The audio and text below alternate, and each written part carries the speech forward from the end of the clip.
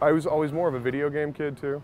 That's been part of my life for a while, and in fact I wrote a very long paper on how the Eastern Front of World War II is portrayed in video games, and how both in terms of little details and in big picture concepts, the problem is that this is how we're learning these things, for a lot of kids at least, and they're just learning things that are wrong.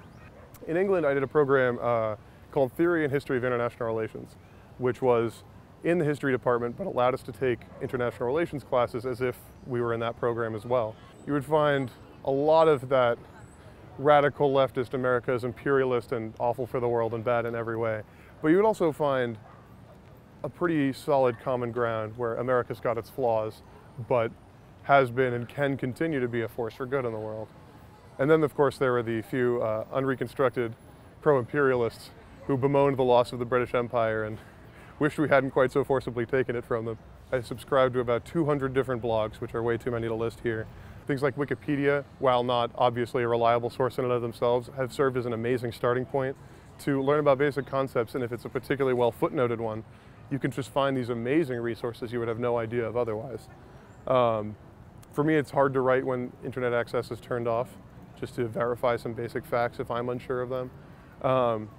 But it's also such an amazing tool. The variety of resources you can get, the fact that thanks to academic databases like JSTOR and LexisNexis, you can find articles from around the world that are 70 years old and use them, and they're still relevant today. It hasn't supplanted the traditional archive system, but I think that's more a limitation of what they have and haven't digitized yet. And as soon as more is, it'll be even more valuable, opening up these resources for more scholars to use. I found a paper in the King's College London Liddell Hart Military Center, Military Archives Center, and it's from 1966 entitled The Military Problems of Counterinsurgency, explaining exactly how to go about the political situation and how politics are an extension of the problem. And it talks about working in bad terrain in the Badlands and the highlands of Aden.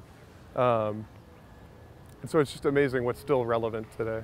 Privacy is, of course, a huge concern, but I think the biggest problem with it is it's all such a voluntary surrender we've given them. No one's taking data from us. They're using data in ways we may find troubling, but we've given it to them in the first place. In a lot of ways, it's our own fault for not reading Facebook's privacy policy, or for signing up for this and that extension of Facebook, or for Foursquare, or for various other social networking platforms.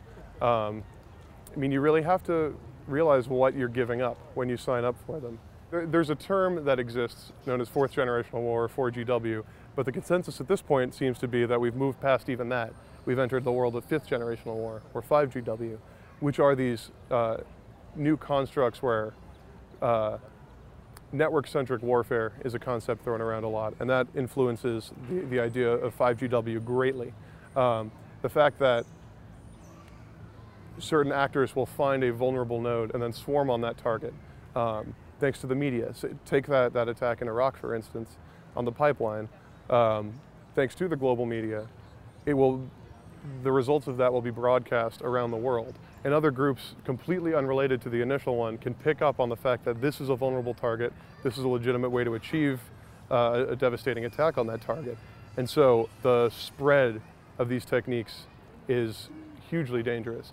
Much as the concept of Big Brother and overarching totalitarian government has always terrified us, we may be in more danger of overconsumption and overstimulation, in excess of information drowning out the useful bits, much like they've determined is happening with the national security apparatus in the intelligence community. Thinking of the world in those ways is crucial to understanding what's actually going on. Is looking at it through, granted, these very broad, sweeping generalizations of a society, but looking at what components of that are actually surprisingly real.